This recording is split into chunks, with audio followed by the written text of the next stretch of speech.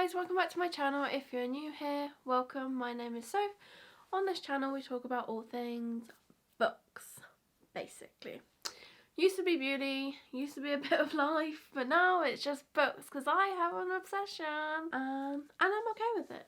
Some people say I'm obsessed and I'm okay with it. For today's video, I am doing my May TBR. This month, I will do a wrap-up video, but this month was a bit of a hit and miss for reading because I actually came down with COVID for like 13 days. Actually, no, I think it was more like 10, 11 days. And so I literally couldn't think of anything I wanted to do less than read, which is annoying because I was reading Discovery of Witches. I think I will finish it by the end of this month, but it definitely slowed down my reading for the month. So there's that. But I am more hopeful for May and I am ready to get some new books. So as last time, I am going to be doing it by bringing up my TBR decider made by Annie, and I literally just refresh it and whatever it comes up with, that is what I'm going to read. So the first one is A Curse So Dark and Lonely. Let me just get it. So here we have A Curse So Dark and Lonely by Bridget Chimera. I actually wanted to read this last month and it was going to be the next one on, like, if I had done a sixth, why can't I speak? If I had done a sixth randomize, this would have been the next one, and I was actually quite disappointed. So I'm happy that it came on. This is basically a like Beauty and the Beast retelling, and the back basically says Prince Ren, the heir to Emberfall, is cursed, forced to repeat the autumn of his 18th year over and over. He can only be freed if a girl truly falls for him, and after so many failures, his kingdom and its people are barely holding on. Harper's life has never been easy, but she's learned to be tough enough to survive the streets of Washington, D.C. When she is sucked into Ren's world, nothing is as it seems. Powerful forces are standing against Emberfall, and it will take more than a broken curse to save it from utter ruins. So I think I originally got this because it definitely has, obviously, Beauty and the Beast vibes, which also then kind of brings me to like ACOTAR vibes, which I've wanted a book that would give me that kind of feel. So I have high hopes for this one, and it is a trilogy, I think. So yeah, I'm excited. Oh, I forgot to say at the beginning, there are some instances where I will not be reading the book that's chosen, and that is if it's a like book in a series that I haven't read the first book for, then I obviously won't be reading the second, third, or whatever. Some of them, I have got some multiple books in the series on here, but I tried to keep it to just the first book, obviously, unless I have actually read the first book. And also there was a couple books, like I just got The Witcher. I'm not sure where that book falls in terms of the whole series, so I think it's a novella, the one I have, but I'm not sure, so I don't want to ruin like the series as a whole by choosing that one. Oh, okay, so we actually have Blood and Honey, which is interesting. Oh, my book is really damaged. What? Why? Look how damaged my book is. I literally haven't touched this since I got it, so it wasn't me. That is so annoying. Anyway, so this one is Blood and Honey by Shelby Mahurin. I had Serpent and Dove on the last TBR, and I thoroughly enjoyed it, so I'm actually quite happy about this. I'm not going to get too much into it because if you haven't read Serpent and Dove, then obviously this is potential spoilers. Serpent and Dove followed a witch who has run away from her coven and a witch hunter who is obviously sworn to kill witches, and they end up having to be married. And it just kind of unfolds from there. It's actually really good. I'm surprised that Serpent and Dove got such mixed reviews because I thoroughly enjoyed it.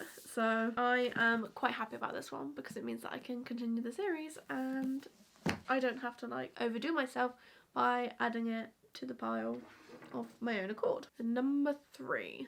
There will be 5. I don't think I mentioned it. I will be doing 5. We have Poison Heart. Exciting. So this one is This Poison Heart by Kaylin Bayron, which is the author of Cinderella is Dead. I have not read Cinderella is Dead, but I do have it over there, so maybe if I like this one then I will hop onto Cinderella is Dead. But this one follows a girl who has a gift.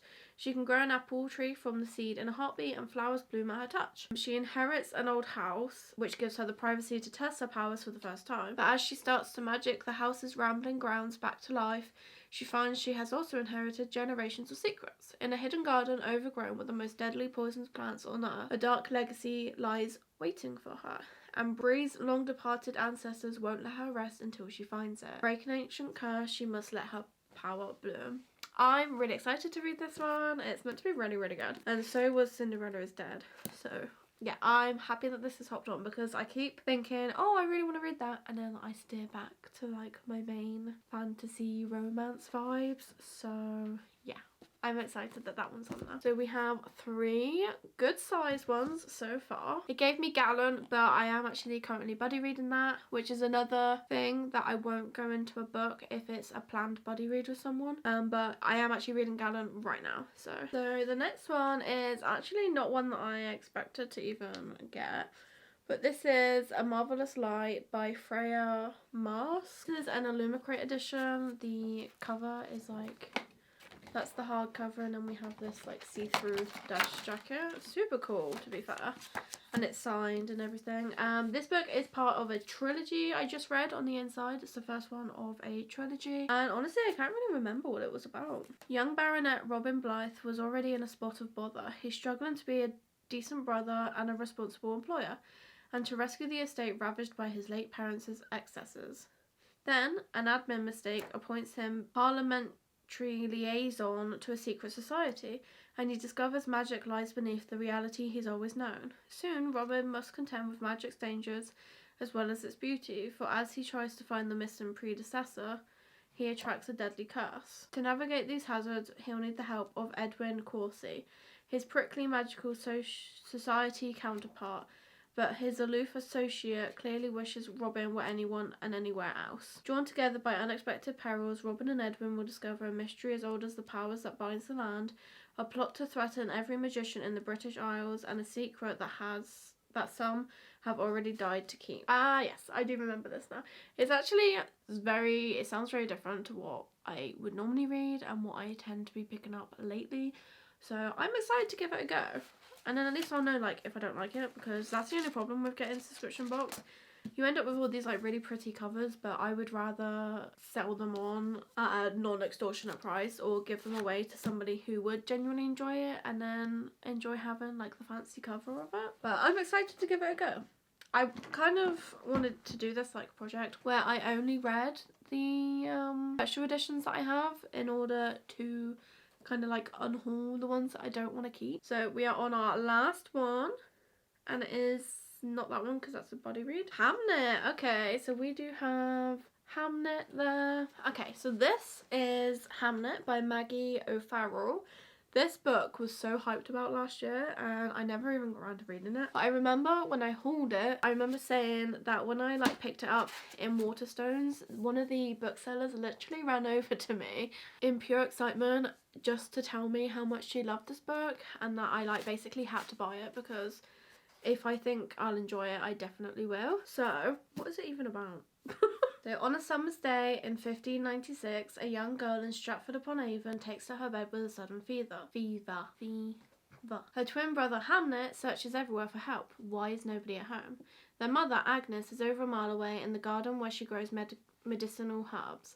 Their father is working in London. Neither parent knows that Hamlet will not survive the week. Hamlet is a novel inspired by the son of a famous playwright, a boy whose life has been all but forgotten, but whose name was given to one of the most celebrated plays ever written. So it's kind of like a historical fiction, I guess. But yeah, I actually think this sounds really good. I think it's a type of book though that like I have to be in the right kind of mood to read. But the whole point in me doing this randomized TBR is that I am finally picking up things on my shelves that I don't normally lean towards or that I tend to lean away from, and Hamlet is definitely one because I've had this literally since June like last year, and it's one of the first books that I brought when I started getting back into reading and like started filling up my shelves. So I definitely need to give it a go, and it's supposed to be so like beautifully written And yeah, it's just meant to be really good. So I'm really happy about this. I'm also really happy about how random this TBR has become. That was like the main point of me doing my randomised ones. So we have 5 books here. We have A Curse So Dark and Lonely, Hamlet, This Poison Heart, Blood and Honey, and A Marvellous Light. And I'm really happy with the outcome. I think none of them are like super chunky this time, apart from Blood and Honey.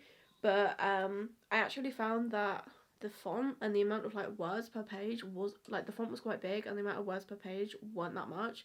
And it was quite squashed down on the pages, so you actually speed through this one really quickly. And yeah, I am really happy with this. This is so random. We've got some fantasy, and then we've got some like historical, and then whatever this one is classed as, I don't even know. But yeah, I'm super happy with how that selection came out.